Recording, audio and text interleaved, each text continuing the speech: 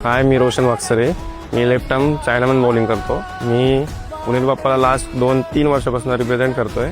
माझी क्रिकेटची जर्नी वयाच्या 13व्या वर्षी सुरू झाली. मला क्रिकेटची आवड आधीपासूनच होती, त्यामुळे मी 13व्या वर्षी प्रोफेशनल क्रिकेट चालू केले. नाशिकमध्ये असताना मी संजय मराठे सरांकडे प्रॅक्टिस करत होतो. 2021 पासून मी पुण्यात आलो. राजेश मावरकर सरांकडे मी सध्या प्रॅक्टिस करतोय. त्यांच्या फायनान्शियल सपोर्टने किंवा त्यांच्या कोचिंगने माझ्या बॉलिंगवर खूप ड्राफ्टिक चेंज झालाय. माझ्या फॅमिलीमध्ये आई वडील आणि माझा भाऊ यांनी खूप सपोर्ट केलाय मला. फायनान्शियली झाला, मेंटली झाला. आई वडिलांनी माझ्या सकाळी उठण्यापासून तर संध्याकाळी दिवसभर डिस्कशन, क्रिकेट बद्दल डिस्कशन, या सगळ्या गोष्टी विचारत असायचे. माझ्या आई वडिलांना क्रिकेट बद्दल एवढं नॉलेज नाहीये, पण ते रोज दिवस संपल्यानंतर किंवा क्रिकेट प्रॅक्टिस झाल्यानंतर माझ्यासोबत डिस्कशन करायचे. त्यामुळे मला थोडासा सपोर्ट भेटायचे की हे मला सपोर्ट करताय की क्रिकेटसाठी, की त्यांना जाणून घ्यायचे की मी काय करतोय. त्यामुळे मला अजून जास्त कॉन्फिडन्स आणि मोटिवेशन भेटत. माझ्या आई वडिलांनी मला स्टेडियम मध्ये आणि एवढ्या क्राऊड समोर खेळताना फर्स्ट टाइम बघितलं होतं आणि त्या मॅचला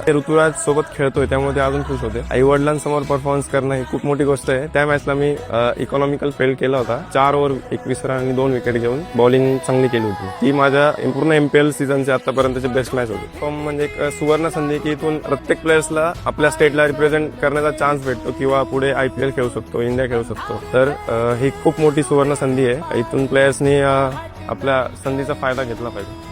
माझा मागच्या MPLचा सीझन खूप चांगला गेला. त्या बेसिसवर मला 2-3 IPL टीमच्या ट्रायल्सला बोलवण्यात आले. तर आणि मी यावर्षी CSKच्या नेट बॉलिंगसाठी सिलेक्ट झालो होतो. तर तिथे मला महेंद्रसिंग धोनी, रवींद्र जडेजा, शिवम दुबे आणि आपला ऋतुराज गायकवाडला बॉलिंग टाकण्याची संधी मिळाली. त्यामुळे मी खूप आनंदी आहे या गोष्टीबाबत. हा MPL हा एक प्लॅटफॉर्म आहे की त्यामुळे मला पुढे जाण्याची संधी मिळाली. त्यामुळे हे पॉसिबल झालं. मी रोहितदादा पवार आणि MCAचा खूप आभारी आहे की त्यांनी हे यंगस्टर्सला हे प्लॅटफॉर्म तयार करून दिला. त्यामुळे मी त्यांचे खूप आभारी आहे.